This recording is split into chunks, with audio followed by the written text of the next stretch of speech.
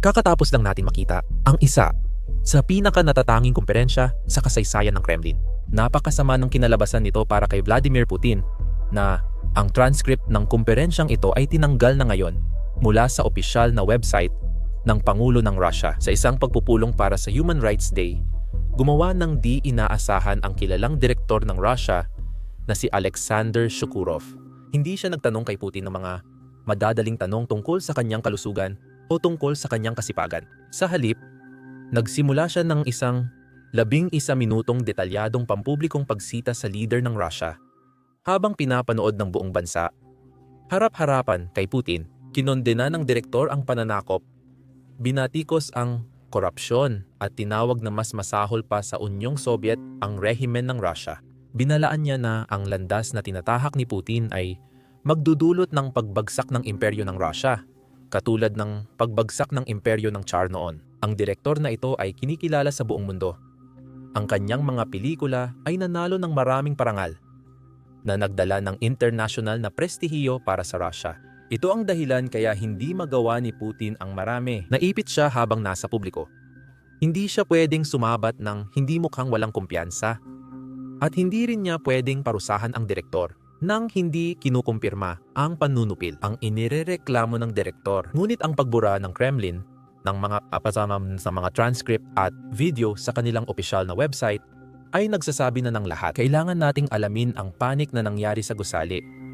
Talakayin natin kung ano talaga ang nangyari. Bakit napilitan si Putin na burahin ang buong panayam na ito ngayon? Tulad ng nabanggit ko, tumagal ng 11 minuto ang buong pangyayari. Tanong lang. At inabot pa ng 10 minuto si Putin bago sagutin ang ibang bahagi. Ngayon, hindi ko ipapakita sa inyo ang buong bagay ng sabay-sabay. Kaya ang gagawin natin ay hahatiin natin ang pagtatanong sa mga bahagi. At pagkatapos ay titingnan natin ang sagot ni Putin sa partikular na bahaging iyon. Sa ganitong paraan, mas maiintindihan natin. Heto ang simula. Ano ang dahilan kung bakit ipinagbawal ang pagpapalabas ng pelikula ko? Walang ibinigay na paliwanag nung dumaan ako sa ganitong karanasan. Sa sistemang Soviet, lagi nilang sinasabi kung bakit hindi ipapalabas ang pelikula ko. Ipinaliwanag kay Tarkovsky kung bakit hindi o bakit ipapalabas ang pelikula niya sa Unyong Soviet. Walang magiging pagbabawal. Wala ni isang gawa na ipinagbawal ng Estado, mapamusika, panitikan, o arkitektura man. Wala ni isa sa mga pagbabawal na ito ang nagtagal sa pagsubok ng panahon. Walang magiging pagbabawal. Inalis ang lahat ng pagbabawal dahil tiyak na mabibigo ang anumang hadlang sa malikhaing sining. Mula pa sa simula. Hindi namin alam kung paano noon at hindi rin namin alam kung paano ngayon. Pero sa talakayang pampolitika kasama ang kabataan, O mga estudyante kasama ang mga kabataan, kasama ang mga nakatatandang mag-aaral sa paaralan, kasama ang mga estudyante. tayo ay natatot, ang bansa ay natatate. Kulang ang proseso para talakayin ang mga kaganapan sa bansa ng bukas, mahinahon at hindi hysterical. Nang walang hysteria, nang walang mga prosesong nagaganap sa bansa. Ang kawalan ng prosesong ito, ang kakulangan ng anumang seryosong oposisyon o talakayan tungkol dito ay walang magiging kasunduan ng pagbabawal. Sa aking pananaw, isang napakaseryosong dagok ito sa buhay ng napakaraming tao, kabilang na ang mga may talento at kakayahan. Magiging pagbabawal at may kakayahan. Sinabi niyang mas maganda ang transparency ng Russia noong Soviet Union. Sigurado akong hindi ninyo inakala na maririnig ninyo ang mga salitang yon. Pero mas lalala pa ito. At ang ibig kong sabihin, mas lalala pa talaga mula rito. Bago tayo magsimula sa mga tanong, gusto ko munang bigyan kayo ng kaunting konteksto tungkol sa direktor at dahilan nito. Hindi makakilos si Putin habang tinatanong siya. At tulad ng inakala ninyo mula sa kanyang tanong, namuhay siya sa ilalim ng Soviet Union. Sa katunayan, ipinanganak siya noong 1951 at malaking bahagi ng kanyang unang karera bilang direktor ay sa ilalim ng rehimeng Soviet. Ngayon, marami sa kanyang pelikula ang nailathala, ngunit ipinagbawal din ng pamahalaang Soviet. At mahalaga iyon dahil ipinapakita nito na matagal ng bahagi ng kulturang Ruso ang taong ito. Ibig sabihin, hindi siya makakanluran at hindi galit sa Rusya. Okay Putin, kundi makarusya talaga at makikita natin iyon kung titingnan lang natin ang mga pelikulang inilathala niya. Pero isang bagay na ayaw niya ay ang bumalik ang Rusya sa panahon ng Soviet Union o bumalik sa panahon ng mga Tsar. At kaya naman ang mga pelikula niya ay nakatuon sa mga diktador na sumakop sa kanilang mga bansa. at halos dinala ang bansa sa pagkasira. Gumawa siya ng pelikula tungkol kina Hitler, Lenin, Emperador ng Hapon, at iba pang personalidad na tulad nila. Noong 2011 ginawa niya ang isa sa pinakamatagumpay niyang pelikula, ang Faust. Pelikula ito na batay sa sikat na alamat ng Russia tungkol sa pinuno ng bansa na ipinagpalit ang kaluluwa para sa kapangyarihan sa estado. Ang pelikulang ito ay ginawa upang ipakita na ang kapangyarihan ay isang kasunduang nakakasira, lalo na kung ito ay ganap na kapangyarihan. Ibig sabihin, kadalasan, ang may ganap na kapangyarihan sa estado ay hindi moral, kundi nagnanais lang ng kontrol kahit ano pa ang kapalit. Siguro naman nakikita nyo kung bakit hindi magugustuhan ni Putin ang pelikulang ito. Pero sa kasamaang palad, kinikilala ito sa buong mundo. Noong 2011 nanalo ito ng Golden Lion sa Cannes Film Festival. Isang malaking parangal para sa mga pelikula. At malaking bagay din ito para sa Russia. Dahil tumaas ang prestihiyo ng Russia at ang soft power nito sa pandaigdigang entablado. At dahil doon, napakahalaga ng taong ito sa loob ng Russia, sa loob ng Kremlin, at pati na rin sa buong mundo. Pinag-aaralan pa rin ang mga pelikula niya sa maraming mahahalagang paaralan ng pelikula sa mundo. Kaya malinaw, hindi agad mapapadala ni Putin ang taong ito sa mga gulag. Ngayon, dinadala tayo nito sa taong 2022 kung kailan inilunsad ni Putin ang kanyang 3 araw na espesyal na operasyong militar. Pagkatapos, sa parehong taon, naglunsad si Shakurov ng isa pang pelikula na tinawag na Fairy Tale. Maganda ang pagtanggap ng pelikulang ito sa buong mundo. Ngunit ipinagbawal ito sa Rusya. Ngayon, hindi naman sinabi ni Putin kung bakit ipinagbawal niya ang pelikula. Pero paano kung ganito? Maglaro tayo. Ibabahagi ko ang kwento ng pelikula. Tapos sabihin ninyo sa ibaba kung matutukoy ninyo ang dahilan kung bakit ipinagbawal ni Putin ang pelikula. Ayos, simulan na natin. Kaya, gaya ng alam ninyo, ang pelikula ay tinatawag na Fairy Tale. Sa pelikulang ito, tampok ang mga diktador at pinuno ng digmaan gaya nina Joseph Stalin, Adolf Hitler, Benito Mussolini, at Winston Churchill. Nagkita-kita silang lahat sa purgatorio. At sa madaling salita, pinag-uusapan nila ang kanilang pamana. Sinusubukan nilang maintindihan kung paano sila inilalarawan sa mundo ngayon. Nasa kabilang buhay sila at sinusubukan nilang alamin kung patas ba o hindi ang paraan ng pagtingin ng mundo sa kanila ngayon. Kaya madalas nagtatalo ang mga pinuno sa pelikula. Sinusubukang bigyang katwiran ang kanilang desisyon. May mga pinunong nagsasabing, hindi patas na sila ang sinisisi ng mundo.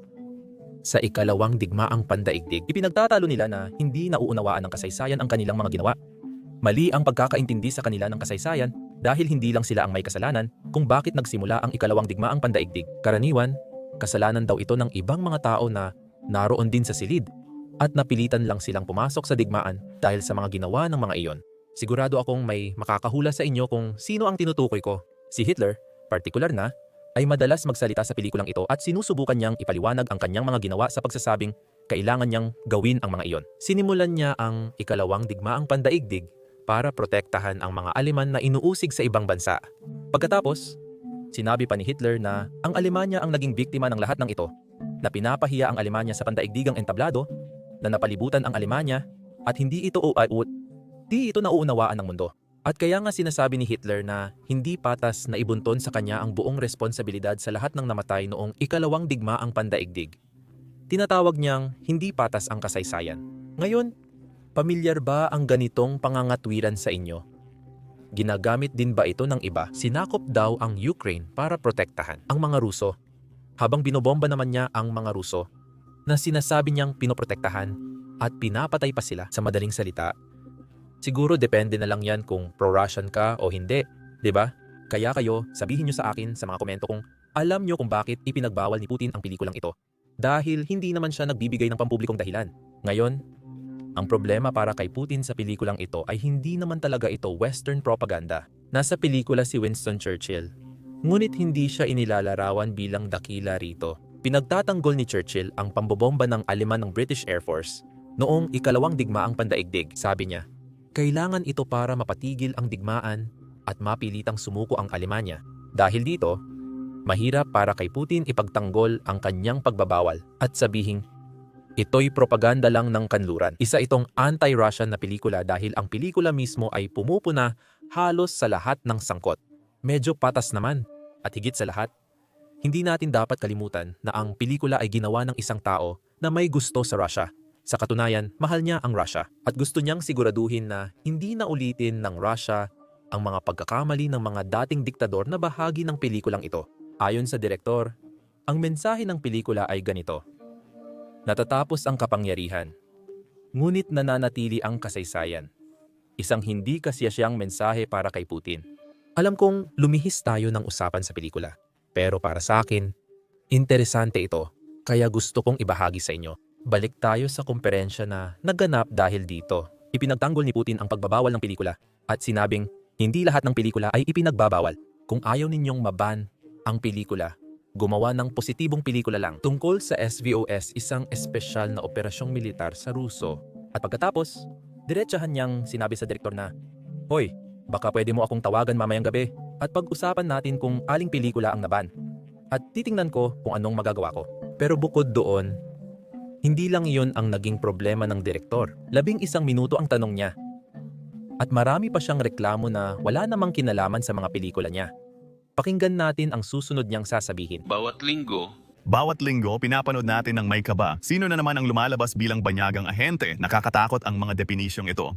Yung mga kababayan ko na bigla na lang tinatawag na banyagang ahente. Alam kong political ang kategoryang ito, pero basta na lang nila tinatatakan ang tao ng walang malinaw na dahilan. Maglista lang ng mga hinaing, tapos na.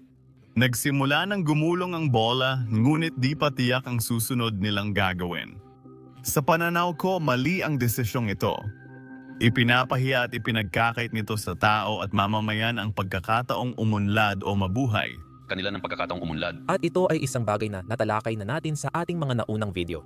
Alam mo, sa simula ng digmaan noong 2022, may batas noon ang Rusya tungkol sa mga dayuhang ahente na ginagamit ni Putin para patahimikin ang sino mang tumututol sa kanyang pananakop. Tinatatakan lang sila ni Putin bilang mga dayuhang ahente. Dahil sa tatak na iyon, hindi na sila makapamuhay ng normal tulad ng ibang mamamayan. Sa Rusya, parang tinatrato silang hindi tao dahil sa sistema doon. Kasi sa Rusya, kapag tinatakan kang dayuhang ahente, pati mga kaibigan mo at mga katrabaho mo, nagsisimula ka ng tratuhin ng kakaiba. Ayaw na nilang makisama sa'yo, ayaw ka na nilang kausapin, ayaw na rin nilang makatrabaho ka. Bukod pa rito, iba pa ang trato sa'yo ng gobyerno kaysa sa karaniwang mamamayan. Mas mataas ang buwis na binibigay sa'yo dahil sa label na ito. At pinipigilan ka pa ng gobyerno makatrabaho ang ilang pampublikong negosyo. Hindi ka nila iniimbitahan sa television shows. At marami pang ibang problema mararamdaman mo kapag tinawag kang dayuhang ahente. Dahil dito, marami ang napipilitang lumipat sa ibang bansa para mamuhay ng normal dahil sa ganitong label. Dahil dito, parang mas nabibigyan ng dahilan si Putin. Kapag lumipat sila, sasabihin niya, "Oh, ayan, namumuhay na sa ibang bansa ang taong yan." Sabi ko na sa inyo, isa siyang dayuhang ahente, kaya galit siya sa Russia. Parang ganito ang nangyayari. Tatatakan mo ang isang tao bilang ahente, tapos hahanap ka ng ebidensya na siya nga ay dayuhang ahente. Uulitin ko, hindi sapat na ebidensya ang may nakatira sa ibang bansa. Pero para kay Putin, ebidensya na ito ngayon. Gaya ng sinabi ko, nangyayari ito sa mga taong tutol sa digmaan noong simula. Tama ba? Pero nitong nakaraang taon, siguro sa 2025, ginamit na rin ang parehong paraan para patahimikin ang mga taong pabor sa digmaan. Alam ko namang alam na ng lahat. Pero dapat 3 araw lang ang espesyal na operasyong militar. Ngunit 3.5 taon na itong nagpapatuloy. May mga taga-Rusya na pabor sa digmaan, pero kinokritika ang militar dahil sa mga pagkabigo sa frontline. Sobrang makabansa sila, sobrang makarusya sila, at sila ay, marami sa kanila ay hindi naniniwalang dapat umiral ang Ukraine. Pero sa sistemang itinayo ni Putin, hindi tinatanggap ang anumang uri ng kritisismo. Kahit hindi nila direktang kinokritika si Putin, binabatikos nila ang mga tao sa paligid niya, lalo na ang mga leader militar. Lumalaban ang sistema sa kritikang ito at tinatatakan na lang nitong dayuhang ahente ang lahat ng prodigmaan.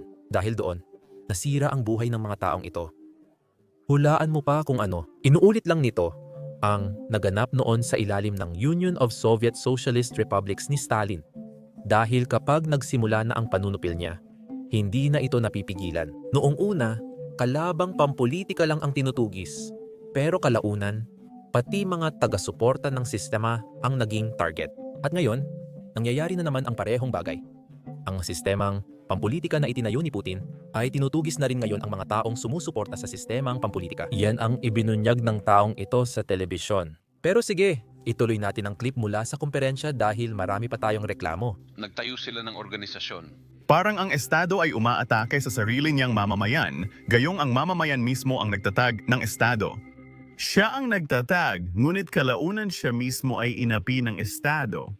Una sa isang panig, tapos sa kabila naman, hindi ito natural, hindi nakakatulong, at talagang hindi ito nagdudulot ng pagunlad ng malikhaing sining. Sa maraming paaralan ng sining, ang mga tao ay basta-basta na lang naglalakad na nakayuko ang ulo dahil alam nilang hindi ito pinapayagan, hindi rin iyon pinapayagan. Parang nabubuhay ka sa isang selyadong kahon. Agad-agad, Subukang mag-shoot, balada ng isang sundalo. Ngayon, agad na ipagbabawal ang pelikula at hindi alam kung ano ang mangyayari sa may akda. It's worse than the viral gang situation. Kailangan nating tiyak na baguhin ang tono ng relasyon sa pagitan ng estado at ng komunidad ng mga artista. Kung hindi natin babaguhin kung paano tayo nakikipagtrabaho sa mga kabataan, hindi tayo makakarating ng malayo. Magiging isang ganap na dead end ito, isang lubos na pag-urong ng buong sistema ng estado. Sila, at kailangan nating mahalin ang kabataan, kailangan nating makipagtulungan sa kanila, kailangan nating pahalagahan sila. Kailangan nating likhain ang lahat ng kinakailangang kondisyon para magawa nila ang lahat ng gusto nilang makamit. At siyempre, isang napakahalagang huling punto. Sinabi mo, para saan pa ang mundo kung walang Rusya? Sinabi nito, bakit nga ba natin kailangan? Bakit natin kailangan ang isang estado kung wala namang pagkakataon para makapag-aral? Para saan pa natin ito kailangan? Tinanong nila kami kung bakit at ano ang oportunidad, pati kung bakit ito kailangan. kita mo, hindi natuwa si Putin sa nangyari. Napansin mo rin ba yung ngiti niya sa dulo? Ginamit ng direktor ang sariling salita ni Putin laban sa kanya. Kung tama ang pagkakaalala ko, noong 2015 yata, sinabi ni Putin na, bakit pa natin kailangan ang mundo kung wala namang Russia dito? Ngayon, tanong ng direktor, bakit pa kailangan ang estado kung walang oportunidad sa pag-aaral? At kaya nga medyo nakangisi si Putin. Pero hindi natuwa ang Kremlin sa lahat ng nangyaring ito. Dahil kung pupunta ka sa Kremlin website, na para sa Pangulo ng Russia, iyon din ang tawag nila sa site. Itong website ay nagtatala ng lahat ng ginagawa ni Putin sa publiko. Kung sino ang nakikita niya, sinasabi, at pinapakinggan, lahat ng gusto mong malaman, nandito. Lahat ay tinatranscribo rin. Kaya mayroon kang, kumbaga tala ng bawat salita ng lahat ng naranasan ni Putin sa publiko. Kung pupunta ka sa Disyembre 10, makikita natin ang bagong tapos na event tungkol sa karapatang pantao. Pero kung hahanapin mo sa transcript ang event na ito, hindi mo talaga makikita ang mga clip na napanood lang natin. Tinanggal ng Kremlin ang bahagi ng komperensya para hindi malaman ng publiko sa Russia ang tungkol dito. Pero malas kay Putin, ngayong may internet at sana'y mabuhay ang video na ito magpakailanman. Kaya siguraduhin ibahagi ito sa mas maraming tao hanggat maaari mong maibahagi. Sigurado akong makasaysayan ito. Pero iyon lang muna. Ako si Sam. Magkita tayo sa susunod na video. Sa mga nakaraang buwan, ginugulo kami online ng propaganda machine ng Russia at sinusubukang ipaban sa YouTube. Lagi kaming ina-attack ng Russian bot sa Twitter at nire-report ang mga video naming ayaw nilang makita ng iba.